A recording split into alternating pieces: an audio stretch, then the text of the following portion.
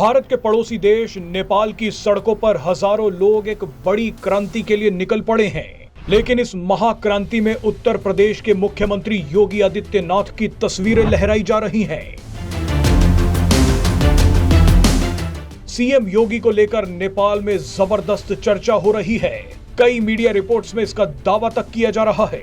लेकिन सवाल है कि नेपाल में अचानक हजारों लोग सड़कों पर क्यों उतर आए हैं और इन लोगों के हाथों में सीएम योगी की तस्वीरें क्यों हैं? दरअसल नेपाल के हजारों लोग चीन समर्थक वामपंथी सरकारों से परेशान हैं। नेपाल के इन लोगों का मानना है कि उनका देश राजशाही से लोकतंत्र तो बन गया, लेकिन ये लोकतंत्र सिर्फ नाम का रह गया है। अब इन लोगों ने नेपाल में दोबारा राजशाही लाने का फैसला कर लिया है। इन लोगों को नेपाल में लोकतंत्र नहीं चाहिए।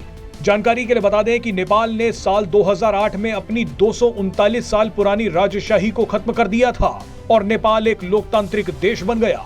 उसी दौरान नेपाल ने खुद को हिंदू राष्ट्र की जगह एक धर्मनिरपेक्ष देश भी बना लिया। लेकिन आने वाले सालों में नेपाल को इसका खामियाजा भुगतना पड़ा। 2008 से ही नेपाल में राजनीतिक अस्थिरता रही है। अपने स्वार्थों के लिए नेपाल की सरकारें चीन के नजदीक हो गई। इसका नतीजा ये हुआ कि नेपाल पर चीनी कर्ज का बोझ बढ़ गया। वामपंथियों के चलते नेपाल में रहने वाले थोड़े बहुत मुस्लिम कट्टरपंथियों के हौसले इतने बुलंद हो गए कि उन्होंने बहुसंख्यक हिंदुओं पर पत्थरबाजी तक कर दी। इस घटना ने नेपाल को हिला दिया था। ऐसे में नेपाल की सड़कों पर एक बार फिर लोग उतर आए हैं और राजशाही वापस लाने की बातें कर रहे हैं। हजारों नेपाली काठमांडू में नेपाल के पूर्व नरेश ज्ञानेंद्र शाह के स्वागत में पहुंच गए। भीड़ में शामिल लोगों के हाथों में तख्तियां थी जिस पर लिखा था कि हमें अपना राजा वापस चाहिए, हमारे देश में संघीय गणतंत्र प्रणाली को खत्म करो, राजशाही को बहाल करो। इसी रैली में पूर्व राजा ज्ञानेंद्र शाह की तस्वीरें लहराई गई हैं।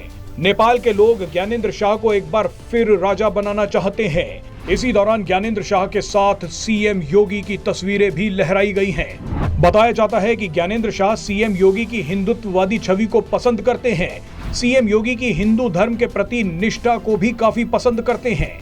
ऐसे में ज्ञानेंद्र शाह के समर्थक सीएम योगी की तस्वीरें लेकर भी घूम रहे हैं। उत्तर प्रदेश और नेपाल सीमा के सटे होने के कारण गोरखनाथ मठ और नेपाल के मंदिरों का पुराना रिश्ता रहा है।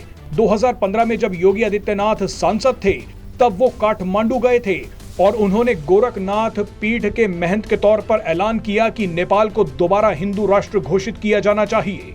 योगी ने उसी समय कह दिया था कि नेपाल में गो हत्या और धर्मांतरण जैसे मामले आ रहे हैं, इन पर पूरी तरह से प्रतिबंध लगना चाहिए। हैरानी की बात देखिए कि कुछ दिन पहले ही अमेरिका की डोनाल्ड ट्रंप सरकार ने USAID नाम की एक संस्था को बंद किया है। USAID का मकसद नेपाल को एक नास्तिक देश बनाना था। इसके लिए करोड़ों रुपए भी खर्च किए गए थे। यानी योगी को 2015 में ही पता चल गया था कि नेपाल किस जाल में फंसने वाला है। मगर अब नेपाल के पूर्व राजा मैदान में उतर गए हैं। उनके हजारों समर्थक भी सड़कों पर आ गए हैं, वो भी सीएम योगी की तस्वीरों के साथ। मकसद है नेपाल को राजशाही की तरफ ले जाना। राजशाही आई तो हिंदू राष्ट्र का दर्जा भी वापस आ सकता है। ऐसे में नेपाल में शुरू हुई इस बड़ी क्रांति के पोस्टर बॉय योगी आदित्यनाथ बन गए हैं।